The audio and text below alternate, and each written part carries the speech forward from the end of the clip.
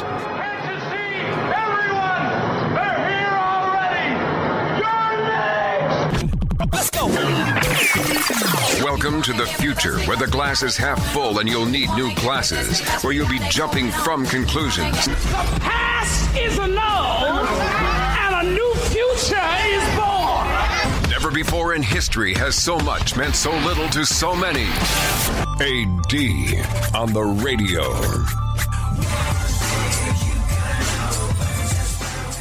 So, I guess different professions have different versions of this sort of thing. But have you ever had to cover for somebody? Like, they're out, so I'm looking after what they usually do today. Most people have done that at some point or another.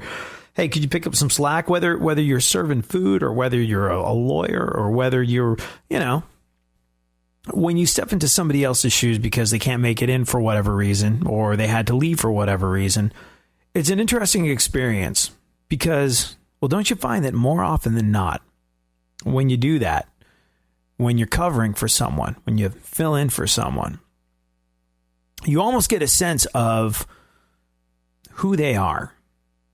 You see what it is they go through every day. But I think more importantly than that, you see what the people around them think of them. Does that make sense? The people that they interact with. It's like you're stepping into their shoes, into their world a lot of the time. And one of the most profound realizations I've ever had of that was when I filled in for a talk radio host who was on in Houston and Dallas. And what's the best way of putting this? I kind of do what I do. You want me to fill in for someone? I'll fill in for someone. But, you get me. That's sort of what I do. And I'm always respectful of other people's work. But I kind of just go in and I'm me. When I filled in for this guy, Matt Patrick, I was me. But from the get-go, from the moment I opened the microphone, from the moment I walked into the studio door, from the moment I talked to his producer, James, I got an immediate sense of who this man was. I got an immediate sense of the world that I was stepping into because he had created such a pronounced world of people around him. I was honored to fill in for this guy. And I was struck by the incredible tight-knit community of listeners that Matt had built. And that comes from a bunch of different things. I mean, he was really good behind a microphone. He was a broadcaster second to none. But besides his prowess as a broadcaster, I think this incredible tight-knit community of listeners and people, everyone from the engineer to the people in the building, that Matt saw from the time he left the elevator to the time he got to the studio, were affected by him because, well, he was able to do this thing. He made everyone around him and everybody listening to him feel special. Now, look, you might think that who we are as radio folks, entertainers, TV folks, whatever, those of us in the media, you might think that some of what we do is an act, or we're playing a character, or we're putting on a personality. And for some people, I suppose that's true some of the time. But when you do what Matt did, when you get on the air and when you talk to your community and you talk to your friends and you talk to the people, this close-knit community of listeners that you've built around you every single day, and you're living your life and you're going through the things that you're going through, ultimately, there's no place to hide. Who you really are will come out. People will see the type of person that you are when you do what we do. There's some people that can fake the funk for a little while, but eventually, true colors will show. And Matt's true colors, well, like I said, everyone around Matt, everyone listening to him, everybody felt special. being in this man's presence. In everything that Matt did, there was this genuine warmth and sincerity. I mean, he was an extremely conservative talk show host. But you got the sense really quickly that mainly, besides doing what he was doing in the name of the causes he believed in, politically and otherwise, what was at the heart of everything, what was driving all of this,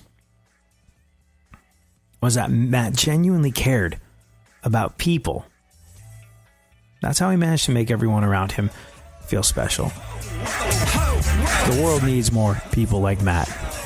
And today we lost him, which is a tremendous loss for all of us. Please keep his family in your thoughts.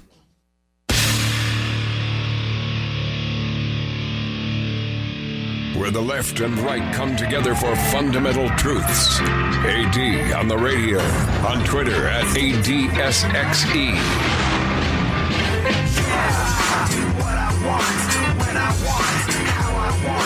Every day you're going and working, running that rat race and that pace and that place will leave a bad taste for anyone, everyone working day after day. So buddy, I gotta say, you know, there's going to be a lot said about Matt Patrick, who we were talking about earlier. Man who, after a battle with cancer that went for years, is no longer with us as of today.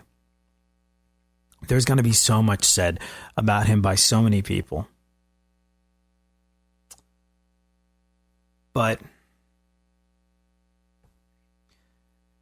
there was a time where I was, like I said, I got a really clear sense of who Matt Patrick was by stepping into his shoes for a day. He was getting treatment. I was sort of babysitting his show for a little while. And like I said, in every other situation I've ever been in where I'm filling in for somebody, you got to get me. And I kind of don't give much thought to the person who usually does the time slot. I'm respectful. It's cool. But Matt had such a powerful aura about him of positivity. A man who couldn't be seen by listeners because he's on the radio, but who wore a suit and tie to work every single day. A man who made everybody around him feel special. And it wasn't intimidating because I felt welcomed and I felt loved by stepping into Matt's shoes. But it was overpowering and a little overwhelming what Matt had built and what I was stepping into. And we emailed back and forth, especially during his treatment. And I was, I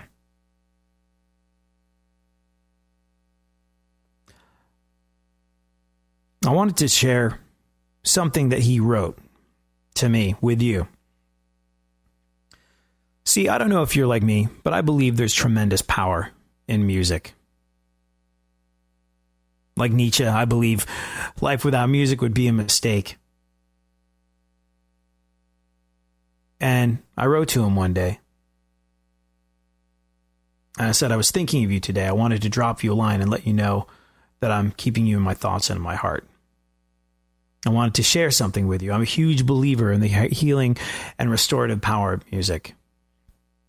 I'm sure you've heard this song before, and maybe it already means the same thing to you as it does to me, but I've found that when life is throwing me a curveball, listening to this song over and over has given me tremendous strength in the face of adversity. The added bonus is that this song, like you, kicks ass. Give it a listen, then give it about 20 more. I hope it does for you what it does for me. And I sent him the song Times Like These by Foo Fighters.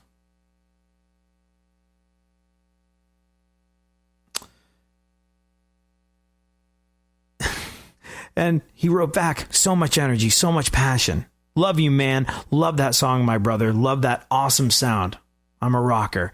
Thank you for everything, my brother. Your email has truly inspired me this afternoon. And then once I told him I was going to be babysitting his show while he was out for a little bit. And he was like, I can't wait to listen to you. I can't wait to listen to you. Like I said, this is a man who made everybody around him feel special. Even when he was going through unimaginable amounts of pressure, stress, things that I can't even begin to comprehend. He was like, I can't wait to listen to you. I'm going to check it out. Oh, man, it's going to be great. Here I am, pulling double duty. And he takes the time out of his day to make me feel special. And I never forgot that. I never will forget that. Because when somebody is dealing with adversity, like I said, ultimately there's no place to hide when you're on the radio doing what we do. At some point, you're going to be caught off guard. At some point, you're going to be exposed for what you are. At some point, your true emotions are going to come out. And every time Matt was revealed for who he is and the type of person he is, his colors shone through. Bright, beautiful, loving guy. I'll never forget how, as he neared what he might have suspected at the time could have been the end of his life, the manner in which he was living, I'll never forget it. Taking time out of his day to make those around him feel special. And as much as he was this big, successful radio personality, this guy that was listened to by millions, I think he took real pleasure in the quiet moments that he spent at home with his wife and his kids. And I'm glad I knew him. I'm glad I knew him. I'm glad I got to call him a coworker. Not just because of the type of guy he is. Not just because he made me feel special, like he made everyone around him feel special. But because it got me into a position where I could learn how to better live my life from the way he lived his. Thank you so much. Good night, Matt.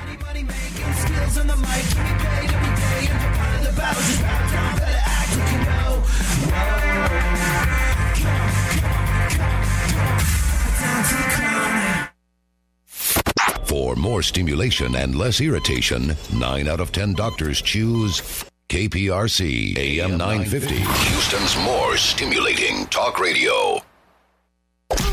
Don't get the blues, get all the news. We mean all of you guys out there in Radio Land. All aboard! He's back. AD on the radio. Give it up, yeah. Give it up, yeah. Bring this on, come on, come on.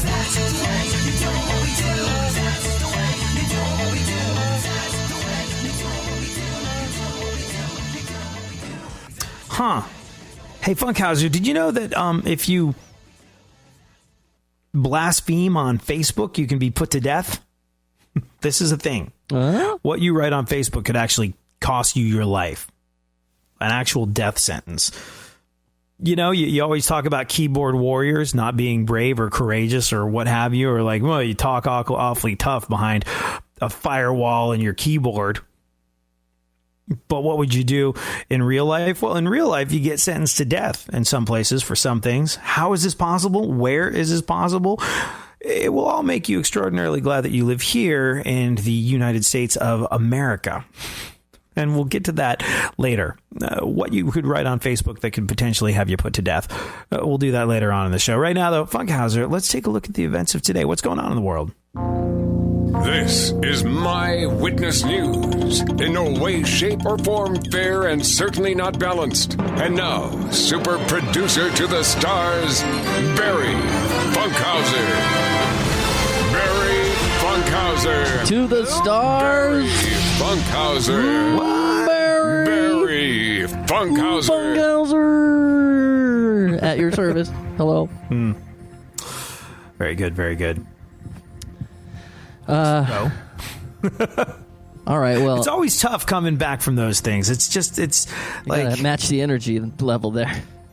It's tough, man. I mean, look, Matt, fantastic guy. And it's, like I said, absolutely a gift to have known the guy. Not just to have been around him and been one of those people that you're lucky enough to have had your life touched by him, but because it gave me an opportunity, and everyone who was around him an opportunity to learn, like, this is how you do it. This is what's important. When you see a person who goes through life the way that guy did, it's one thing.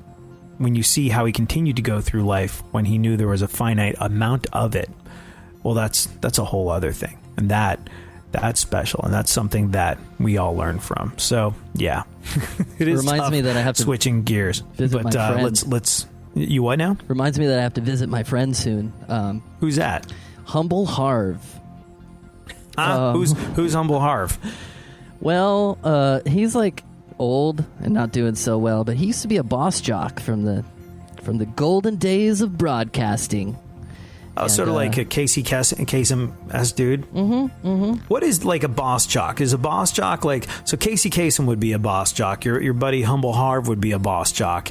Was Wolfman Jack a boss jock? Is that how that works? So you would call it that. They were like, boss was a name you would call people that are like cool today. So like boss jocks. That's totally cool. boss, Daddy-O. Yeah. So those guys, they were gentlemen that went around the country doing what we do now, but playing music and stuff. And Humble Harv, he has a unique story. I don't know if we can get into it now, but he's got a story for the generations, and I'm eventually going to sit him down and have him tell me the story what he hasn't told anyone ever. What happened? You want a teaser? I guess I can tease you. Well, just tell me what happened. All right. So I think it was the early 70s, and Humble Harv was going through... So that's the boss jock era, early 70s, this was late toward 60s, the end early of it. 70s? So he's doing afternoons at a station in Los Angeles, KHJ. He's on top of the world. He's number one. This is when people used to listen to radio. And so he was killing it.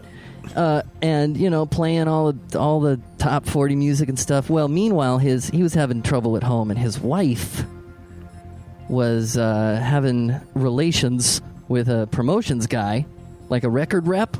The guys that you deal with on the daily there. Wait. So somebody who is trying to get Humble Harv to play his records. I don't know if this is the exact story, but this is like word on the street, and that's why I have to sit down. This is not a good way to get your records played, by the way. So the wife would be calling Humble Harv on the air and saying, I'm with Frank. Me and Frank are at the house you paid for. What? Guess what we're doing? Bow to bow. Are you kidding me? Wait. Would he put this on the? Hold on. No. Would he put this on the air? No. It was while he was playing music. He would the hotline would ring, and it'd be his lovely wife at home, getting down and dirty with Frank, with whoever, whatever Frank, his name was. Being like, hey, in the house that you paid for, and those were the days where like you couldn't really, Like now, if we want to bounce, like if something happens that we have to go attend to, I guess there's probably ways to get out. There's digital technology has afforded the jocks a little bit more freedom. Like there used to be that thing in radio where like, if you've had a heavy Mexican meal and you just put on a Led Zeppelin record, put on a long song, and while you go attend to business on the old song. commode. It's Champagne Supernova, isn't it? I don't know. I thought it was like Led. Well, I thought it was like Led Zeppelin or something. Stairway to Heaven. Well, back then, sure. Although Kashmir, everybody thinks Stairway to Heaven is the longest song. Kashmir is even longer. I think Stairway is 8:14 and Kashmir is in the 6 somewhere. No, I could be wrong. No. I program a radio station that still plays some Led Zeppelin. I know of which I speak. Okay. Well, anyway, I don't know what song he put on, but one day he had too much, and she called him, and and he put on a record. Back then, you needed an engineer to play that. You didn't touch records, so you had somebody else do it. So he's put on a long record. I'll be back. And he went home and killed her. And What? Killed him. What? And came back to work and went back on the air. What? Fixed that problem. Wait, hold on. This guy's a friend of yours? He's an acquaintance. Are you going to visit him in prison? No. He did 2 years, and then he got out. What? Hold on. Seriously? This is the street. This is why I need to get all the juicy details, because this is just hearsay. My friends will kill me for doing this on radio, but... well, hold on. Wait. But- Slow. I mean, like... You can Google it. You can Google Humble Harv. Yeah. Hold on one second. But, like, hearsay... Like, his wife and the record guy that she was having relations with are both dead by his hand. That part's not hearsay, right? He did kill them and went to jail for it. Yes, did the time. Got out. He killed 2 people and got out after 2 years? I think it was 2 years. It was a short amount of time. Enough time to start a radio school in prison and teach prisoners how to do broadcasting. And they even started a radio station in prison. Did he, like, get out for... He started a prison radio station? Yeah. So these are all great. See, I need to sit down with this guy. He's in Leisure Village now. He's in his 80s or maybe 90s. And I really need to make this appointment pretty soon. But my dream in the next few would be to sit down with coffee and a recorder and ask him all the pressing questions. So wait, well, hold on. Like, I'm probably going to sound very naive here because this is sort of like very radio insider stuff. But when he got out of prison for killing his wife and the guy that she was having an affair with, did he go back on the air? Was he allowed to be on the radio anymore? Yeah, in fact, he hosted American Top 40 a couple years after. Whoa! After he got it? Yeah. No. Yeah. No. I mean. Dude, back in the day, we used to have some clout, man. So wait, like the way I hold on a second. The way I talked about filling in for Matt Patrick. Sure. He filled in for Casey Kasem. Yeah, would you like to hear a little of it? I actually have the he did this after he got out of jail. I think the timeline. After killing this is 2 people. This is 1974, and I believe the murders happened in 71, so it must have been after. Or it could be around the same time. My math might be off. I haven't looked at this in a long time. Hold on. But you play that. I'm just gonna take Google a listen. some stuff. Here's a little flashback.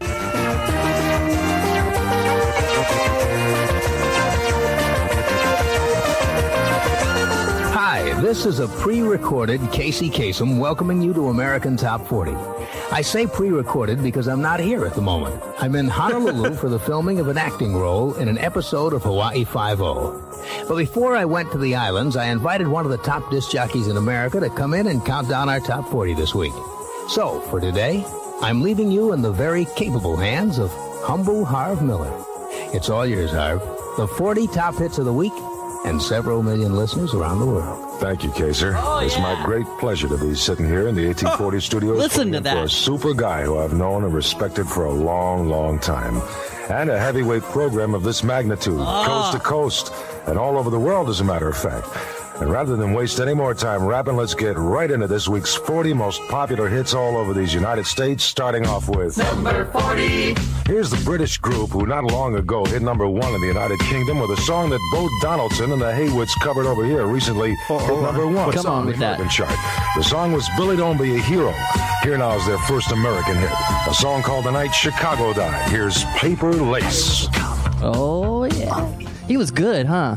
Listen to those pipes, man. Wait. I mean, amazing voice and yeah, but hold on. The Night Chicago Died. What year did that come out? 1974. Yeah, that was from July 13th, 1974. I'm looking here. Humble Harv. Yeah, I just sent you a link to the murder website. In 1971, Miller... 71? Humble Harv Miller. In 71. So what we were listening to... your buddy who you're going to go have coffee with, murdered his adulterous wife, Mary, and wound up serving a stretch in prison for manslaughter. So manslaughter, maybe it was a mistake. It's not maybe good. Like he went over to deal with it. I mean, look, he ended 2 lives, but it's tragic, and I don't mean to laugh at. I'm not laughing at that. I'm no. I mean, surprised that they let him back on the air and stuff. There's so many unanswered questions. My mind is boggled by the fact that what we heard happened 3 years after he killed his wife. Yeah, and there he is. I respect Casey Kasem. I can't even begin to do an impersonation of that. That involves a certain first appearance in American Top 40. Paper Lace with The Night Chicago Died, the first of 6 debut records you'll be hearing on this week's countdown of America's Funkhouser, this is the craziest thing I have ever heard. Is that right? It's you've the not craziest heard this thing. Story? It's a no, radio. I know nothing about it, and the fact that you know this guy and you're going to have coffee with him now. I'm interested by the fact that this is manslaughter, which. Manslaughter is when you kill someone, but you don't necessarily mean to. Out of the heat of passion, I hear. It's not cold-blooded, premeditated murder. Now, manslaughter can be covered by a lot of different things. Did you know in some states, No, it's true. In some states, if a woman kills a man, or if a woman kills someone and can prove that it was her time of the month, the charge can be dropped from murder to manslaughter. Yes, and I believe in this case, the constant phone calls equates that. It was a method to drive one crazy to downplay it to manslaughter. This is the craziest thing I've ever heard. You just pulled this one out of nowhere. You're going to visit. He lives like 5 minutes away from me, so But it doesn't say. Hold on, it doesn't say anything about him killing the guy that she was with. Well, maybe he lived. Maybe it was just her. Maybe. But there's a lot in this story, and no one has gotten him to speak about it. And a few friends of mine have said that he'll tell me some things. So, are you kidding me? I want to go over there and hear some things. It's fascinating. Is he? Can he? We should probably talk about this off the air. But can he? Can he have him on the show? Yeah, I mean, yeah, sure. I believe that's possible. I don't want to overwhelm him because the man is not well. He's not long for this world. So I don't want to go over there with a, five-star production studio and say, speaking of the microphone, No. But we can play it here. This is the most incredible story I've ever heard. It really is. And the fact that you know this guy and you're going to go chit chat with him. How did you get to know Humble Harv? I mean, he killed his wife in 1971. He was filling in for Casey Kasem in 1974. At what point does he cross paths with young Barry Funkhouser? Bearing in mind that you probably didn't enter this mortal coil until 1980. I haven't met him yet, but I'll answer that around the corner. How's that? All right. Sometimes you just know you're done. You're longing for that shining sun. You walk these streets most every day. You're waiting to get washed away.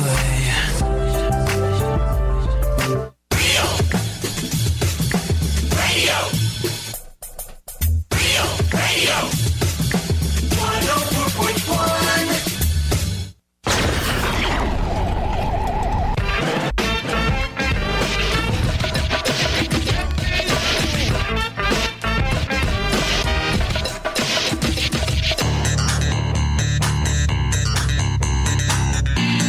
Now, more AD on the radio.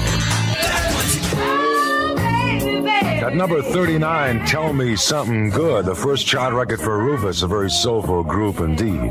And this is Humble Harv filling in for Casey Kasem, who's in Hawaii filming a TV show which you'll be seeing next season. An American Top 40 continues with the 19th Top 40 hit in a row for a group that hardly ever misses. So hold on. Yeah. If you're just joining us, we're listening to this guy Humble Harv, who I guess, and this is all completely new information to me, but we're listening to this guy Humble Harv, who Funkhouser is kind of buddies with, and he is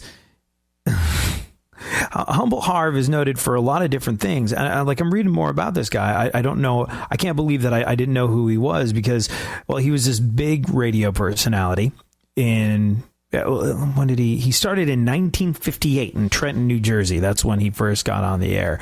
And in 1971, Funkhouser was telling me, he murdered his adulterous wife and wound up serving a couple years in prison. The charge was reduced to manslaughter, and he started a prison radio station, and I guess maybe that helped him get out quicker. I don't know. It's complete speculation on my part. But then he gets out after having killed his wife, done a stretch in prison. He goes right back on the air, filling in for Casey Kasem. That's what we were just listening to. That was Humble Harv. And I'm reading here, Funkhouser, do you know this guy? Much like the Beastie Boys and the Ramones and all the Beastie Boys and the Ramones and the Who and folks like that. Did you know your buddy Humble Harv is in the Rock and Roll Hall of Fame? Oh, he is? No, I didn't. That's a good question to ask him, huh? Sure. I mean, maybe I'll warm him up with that, huh? I would. So wait, he killed his wife and came back to the station and got back on the air? He went to another station in town because I may have my facts wrong, and boss people that listen to Boss Radio and were around back then know what I'm talking about because all these guys are like famous. But he was at KFWB, I believe, in the beginning of his career, and that's where it happened. And then he went to KHJ, or it was something like that. It was the other way around. But it didn't happen. When he came back from prison, he had to kind of start his life over. But he had such celebrity in jail because everyone knew him. He was after he got out of jail, famous. He was hired by DJ in Los Angeles. Oh yeah, that's now Kiss. Yeah, so like he kind of that's a really big station. Always has been. So it sounds like he was welcomed back with open arms. And in 1972 to 74, they were going from AM to FM. So it was his big chance to reveal himself. Most people, that's why this news isn't that well known, is because it was right around that time, in technical terms, where AM was going to FM. So if you listen to somebody, like regularly, there was an era where you don't know where they went because everyone moved around to FM. So he was able to kind of readjust his whole character on KKDJ as this pop jock and escape the whole path of him being a murderer. So these are great questions. I want to know how he handled it, like how he emotionally got through it. Or I want to know what song was playing. Well, yeah, that's the big question. But knowing that he didn't have to play the song himself, and he had an engineer, I want to ask the engineer questions, Yeah. Who's that guy? I don't know. So you're going to go talk to this guy, but you know him? How do you know him? What's the deal? So why is he willing to talk to you? Well, one of my hobbies is, going back like 15 years, another revealing Funkhouser fact is I restore reel-to-reel tapes from that time. So I'm pretty well versed in how to clean and maintain reel-to-reel tapes and stuff. And I learned from the pros. And how I learned was they gave me all their old tapes. And over the last 10 or 15 years, I restored these and kind of gave it back to them on WAV files and stuff. So I'm kind of in the circle. I am You've literally just been like grandfathered in by a bunch of old school radio talent. Yes, it's the most cherished thing about me is that they can teach me all these things about how radio used to be, and so, I can learn from listening. Did you restore some of this guy's tapes? Yeah, but I didn't. I did not deliver them to him because at the time, but I think he knows that you're the guy that sort of digitized his work, and so because you helped archive what he did, because you're a curator of his work, he's willing to sit down and talk to you. Yes. Yeah, we get to have coffee together. You got to do this. You have to do this. This is the most compelling thing. Like my whole thing about what you write on Facebook that could get you sentenced to death pales in comparison to what you just talked about right now. And I thought that was like the humdinger for the show. No. I don't even know if we're going to bother getting to that. Which one? You have to do this. Yeah, I don't care about what could get you sentenced to death on Facebook. I want to know what happened with Humble Harv. Well, I mean, all we know right now is what's on the internet. So you can do a googly search and find out a lot of stuff. I just did. I found out a lot of stuff. But no. You got to talk to the man about what happened. We get the one-on-one. And he's happy to do, like, he's looking forward to the conversation. And this feels like it's bigger than me. So this is bigger than any of us. This is the craziest story I have ever heard. And the fact that you're going to get to go talk to this guy, has he told this story to anybody else yet? No, I don't think so. I mean, he didn't want to. I mean, obviously, if something like this happened to you, would you want to talk about it? Probably not. But if you're nearing a point, but like it's one of those things where it's just like you're a public figure. It's just like you're, especially in those days when there wasn't anything else to do but listen to radio and watch the three channels of television. So like a guy like Humble Harv that was on the air in the late 60s and early 70s and beyond, like, there's no skirting it, like, well, that's yes what people did. They listened to the radio, they watched TV, and they read the newspaper, all of which would have been chock full of the news that this big local personality was in jail for murdering his adulterous wife.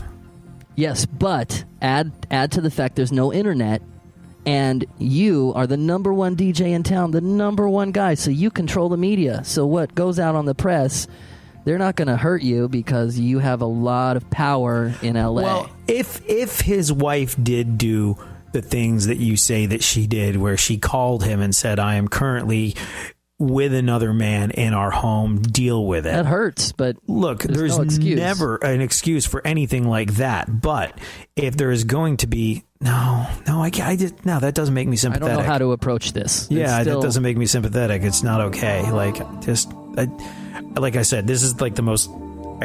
You got to go talk to him, and you got to do it this week.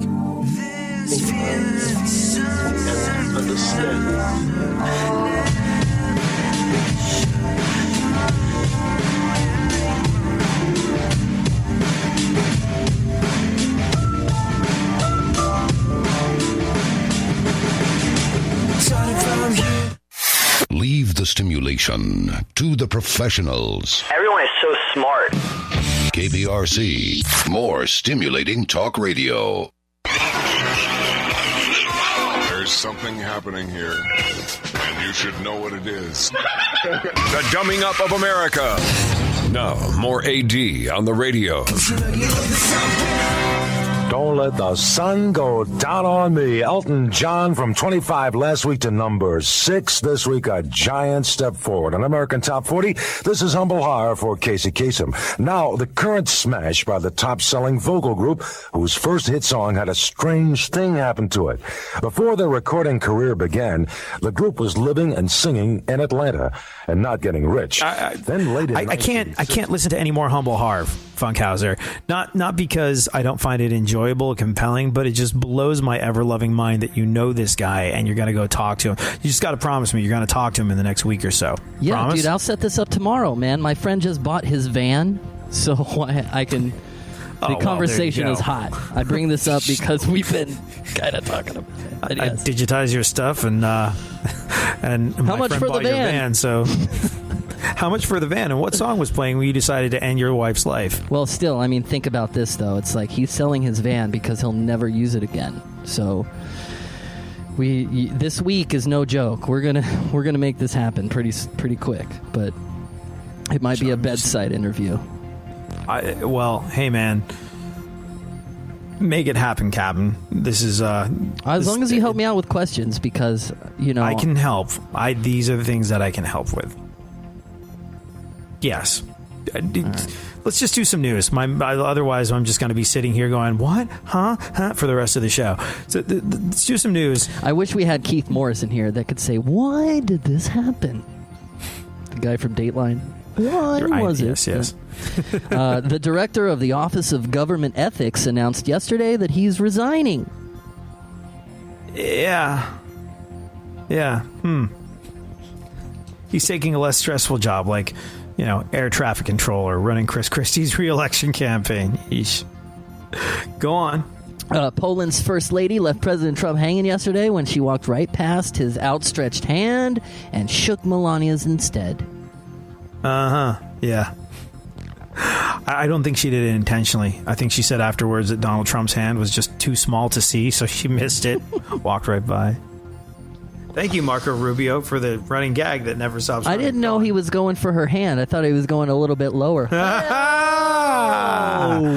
on. Angela Merkel will confront President Trump over climate change during the G20. Well, I think she didn't she? Did she? I don't know. Is that over? Yeah, I think she was. Yeah, I think so. Angela Merkel, I think, is how you pronounce it Angela, if you are right, German. Angela Merkel is sort of. Look, Trump's detractors will tell you, and these are Trump's detractors in Europe, will tell you that the president of these United States of America is no longer the leader of the free world. And people are sort of saying that Angela Merkel has assumed that mantle. And look, what is the leader of the free world anyway? You know, it's just something, it's an expression that we like to trot out. Now, look, obviously America's done unbelievably far-reaching and powerful things on the world stage, so you can see where the expression comes from. But interestingly enough, Angela is being called the new leader of the free world by a lot of people. I don't know. We'll see how this all plays out. But FYI, Angela, make sure your facelift isn't bleeding when you talk to President Trump. Otherwise, he's going to have a freaking field day with it. Go on. The phrase close but no cigar comes from carnivals in the 1900s when they gave out cigars as prizes for winning games. Did you know that? Is that what that comes from? Close but no cigar. What's that show you like to listen to? Like it's an etymology thing? Like Away with Words. Yeah, it's you like download the that origin now. of It's words great. and expressions. Yep. So that would be, so close but no cigar comes from carnivals in the 1900s, and cigars were first prizes. So like, oh, okay, I got it. Here I was thinking it had to do with President Bill Clinton's term and something that happened that was untoward in the Oval Office when he was alone with Monica. Silly me. Silly me. Seems like so long ago now. I don't know. I think we all relived it all over again because it was one of the linchpins of the Trump campaign, you know, like discrediting Bill Clinton and saying that Hillary Clinton covered up for his massive indiscretions and his massive disrespect for women. You know, like when the Billy Bush tape came out, Donald Trump was like, okay, I might have said this, but Bill Clinton did this, and Hillary, who you're thinking of electing, covered up for all of this. You know, which seems like the lesser of two evils. So it's fresher in people's minds for sure. I guess. I just feel like nothing happened back then compared. Police broke up a gay orgy at an apartment in the Vatican. Yes. What? Police. Policia. Yeah. Broke up a gay orgy at an apartment in the Vatican. Well, one more. You want me to say it again? No, I'm good. At least they'll learn their lesson in prison. And maybe okay. I wonder why cops broke it up. Is that illegal in Vatican City? I mean, Vatican City, like the Vatican that's its own country. It has its own laws and rules and currency and military and all this sort of stuff. So I wonder if that's actually orgies, gay or otherwise. I wonder if they're actually. I don't know. It sounds like do fake get broken news. up by Come cops. on. Could it be? Could it be a real thing? No. Yeah, I think that could be a real thing. Let's you want to just give me move another on? piece of news. Okay. I'm gonna. More than 600 Baskin-Robbins stores are now offering home delivery of their ice cream. So they're taking like shovel all of this down your cavernous gaping gullet and don't even do like the walk to the store that it took to get ice cream in the first place. Great news for it'll be great news for me once I eventually become too freaking wide to fit through the store's doorways. What the hell, man? What the hell? Hold on. Raid at a flat belonging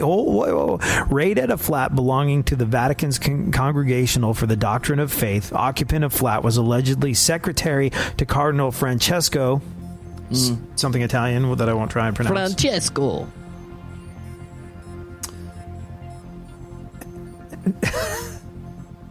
So they broke up a gay orgy at the home of the secretary to one of Pope Francis's key what's going on advisors. in here? Hey, what's happening in here? What are you guys doing? Okay, so the flat belonged to the Vatican's Congregation for the Doctrine of the Faith, which is in charge of the flat belonging to the Vatican. Yeah, it wasn't like the direct. No. It gets better. No. The Congregation for the Doctrine of the Faith, they're in charge of tackling clerical sexual abuse, and they were having a gay orgy. So, and I hear no abuse. Yeah. No, I mean, there's no abuse, but it's. I didn't say anyone. Was being it's a abused. Similar. It's like a guy. It's not similar at all. But look, let's be crystal freaking clear on this. Whatever people decide to do in the privacy of their own Vatican apartment is up to them. But I'm just.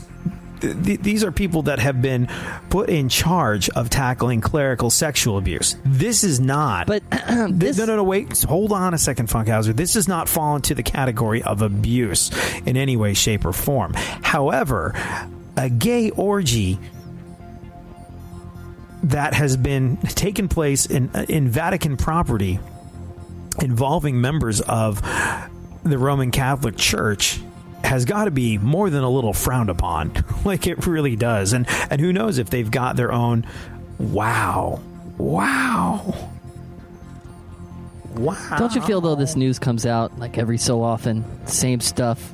I think it's like, doesn't seem real.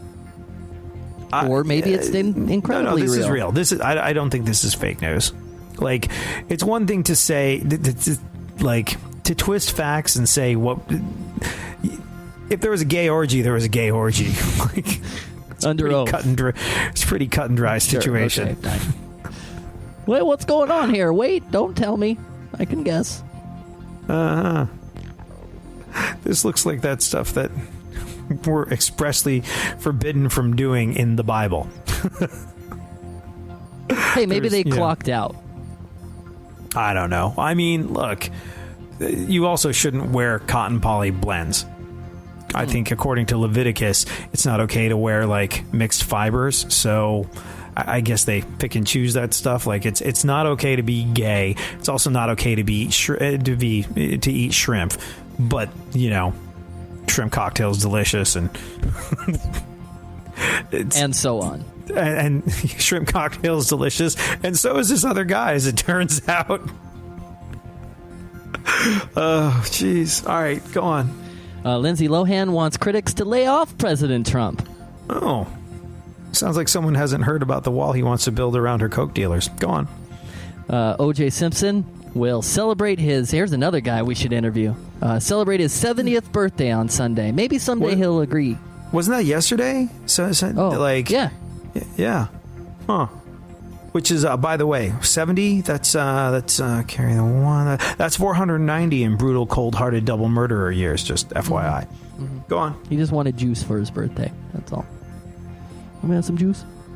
Tom Brady is writing a book. New England Patriots Tom Brady? Mm-hmm. I don't know what the title is, but I would imagine that you could go with Cloudy with a Chance of Underinflated Footballs. His book is called If I Did It. It's Tom Brady's writing a book, and his teammate Rob Gronkowski is really, really looking forward to it too. He can't move forward to it as well. Rob Gronkowski really can't wait to have somebody read Tom Brady's book to him. Go on. Tennis player says he lost his Wimbledon match because he was bored. Oh, a lot of people say the same things about their marriages. What else? Ed Sheeran quit Twitter because it's too mean. Ed Sheeran, the redheaded singer-songwriter? Ed Sheeran. Yes. He quit Twitter. Why? It's too mean. Ed Sheeran quits Twitter because it's too mean. Oh, you know what that means? It means, once again, the trolls have defeated a hobbit. Aw. I love Ed Sheeran. Yeah, I don't love his music, but I love who he is and what he stands for. I mean, it's like John Mayer tagged him and go, "You're it." No, it's really not, because like Ed Sheeran, John Mayer went the full major label route. Ed Sheeran, like we've talked about this before on the show, but Ed Sheeran, he wasn't homeless. Like people said, oh, he went from being homeless to being a rock star. He wasn't homeless, but he worked so hard for his music that a lot of the time, and I guess his shows always have been and always will be just him and an acoustic guitar. That's what he does. So when he was going on tour, it wasn't like he didn't really need to do much other than get himself from A to B. So he'd take public transportation to shows, and a lot of the time he would couch surf afterwards. Like if he was going from one town to another town, he wouldn't necessarily have enough money for a hotel, so he would stay with people. And if he couldn't find people to stay with, he'd stayed sort of like in bus stops and train stations and stuff like that. So he slept rough in the name of getting his music out there, and worked so hard and built himself up to this point as an independent artist where record labels had to come to him and say, we will give you whatever you want. And he went, all right then. And he did it all off the back of his hard work. So I really, now really he quit admire Twitter that. because it's too mean. Yeah, well, he gets to do whatever the hell he wants to. He's worked for it, and now he can. I'm not going to retweet that.